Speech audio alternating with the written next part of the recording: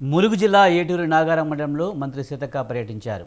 బోటారం గుత్తిగోయగూడెంలో reliable trust Hyderabad వారి సహకారంతో చింతలపాడు గుండంవాయ్ గుంటల గుత్తికొయ్యల 208 దుప్పట్లు స్వెటర్లను పంపిణీ చేశారు.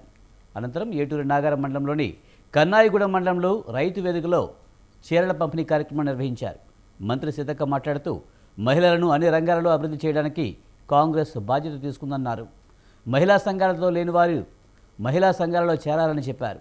మహిళలను లక్షాధికారులు చేయడమే తమ ప్రభుత్వ లక్ష్యమని అన్నారు. కులగణనలో పాల్గొన్నారా? మీ ఇళ్ళకి వచ్చి రాసుకపోయినరా? లేడీస్కి చీరలు కూడా ఇస్తారు. మహిళా సంఘాలలో చేరండి.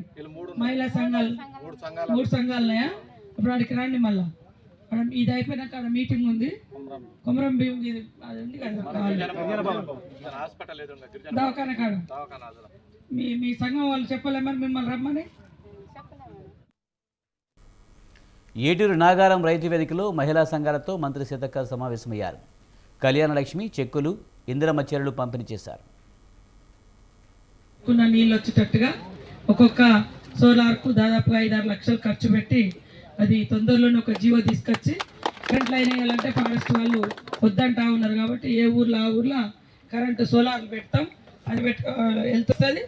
బోరు కూడా దానికి కనెక్షన్ ఇస్తాం. అట్లా ఊరందరికి కూడా అవకాశం ఉంటుంది. అందరు కూడా ఇప్పుడు మీరు ఇక ముందు కూడా అడవి కొట్టకుండా జాగ్రత్తగా ఉండండి. అడవి కొడుతూ ఉంటే మనకు రేపు రాబోయే కాలంలో కూడా జీవనోపాధి ఇబ్బంది అవుతుంది. అడవిలో పోతే కాయో గడ్డో ఏదో ఒకటి దొరుకుతుంది. అడవి మొత్తం కొట్టేసుకుంటే మేము కేసులు అవుతాయి, మళ్ళీ బయటికి వెళ్ళిపోయే పరిస్థితి వస్తుంది.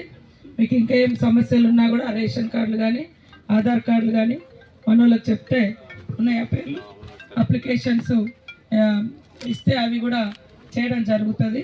ఈ చదువుకున్న పిల్లలకు ఒకటి హాస్టల్లో మనం సర్టిఫికెట్స్ ఇప్పించాలి సార్. అది ఒకటి సరే వీళ్ళందరికీ రాకుండా